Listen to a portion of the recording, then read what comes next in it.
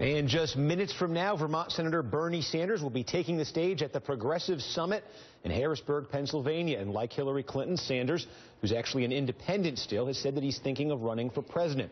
And Politico recently called him perhaps the Democratic Party's best vessel to channel populist outrage and to push Clinton to the left in the Democratic primary. We're fortunate enough to have Bernie Sanders with us just before he goes into that room to talk to that crowd. Senator Sanders, thanks for taking a few minutes this morning.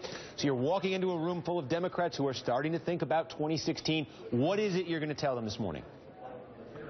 Well, what I'm going to tell them is at a time when we have more income and wealth inequality since 1929, the middle class is continuing its 40-year decline, and we need a bold, progressive agenda to stand up to the billionaire class, and we need to create millions of decent-paying jobs by rebuilding our crumbling infrastructure. We need to raise the minimum wage to a living wage. We need a national health care program which guarantees health care to all of our people. The agenda you just laid out, when you look at Hillary Clinton, do you think she is in alignment with that agenda? Well, I think the proper person to ask that question to is Hillary Clinton. I know what I stand for, and I have been fighting for working families for my entire political life. And what I think right now is we need a mobilization at the grassroots level of people who are prepared to take on the Koch brothers, who are prepared to take on Wall Street, and to try to get the United States government, I know it's a radical idea, to start working for working people rather than just the top 1%. Look, where we are right now, this is quite unbelievable, is since the Wall Street crash, 99% of all new income generated is going to the top 1%, at the same time as we have the highest level of childhood poverty in the industrialized world. That's pretty crazy. I think we need a political revolution in this country.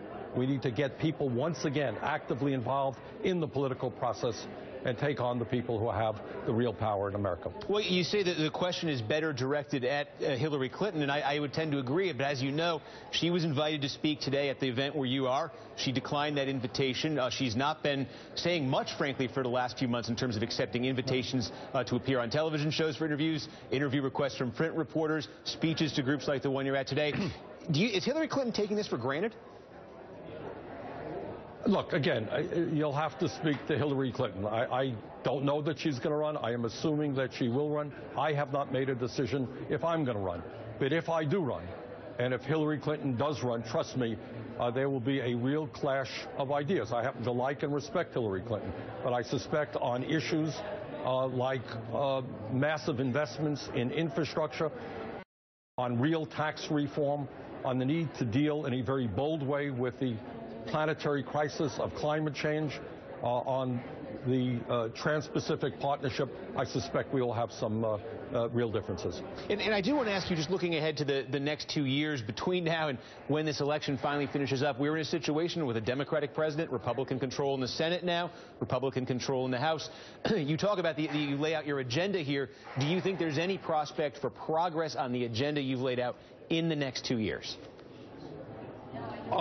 This is what I think. I think if some of us are successful in mobilizing the American people, and in a sense giving the Republicans an offer they can't refuse, yeah, we can be successful. Let me give you an example.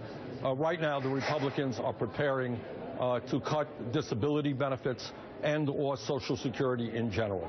That is a widely unpopular idea. And if we can mobilize the American people to say, you know what, we're not going to cut Social Security, we're going to expand Social Security, yeah, I think we can win that battle. You know, in the last election, in 4 states, people voted to raise the minimum wage. If we can mobilize workers all over this country to say $7.25 federal minimum wage is a starvation wage, we need to move toward $15 an hour. You know what? May not get everything we want. I think we can push the Republicans to raise the minimum wage a lot higher than it is right now. All right. And very quickly, no decision yet on whether you're actually going to run for president, but have you decided, if you do run, whether it would be as a Democrat? Well, it's going to take a lot of thought and talking to a whole lot of people. All right. Bernie Sanders, independent senator still from Vermont. Thanks for joining us this morning. Appreciate that.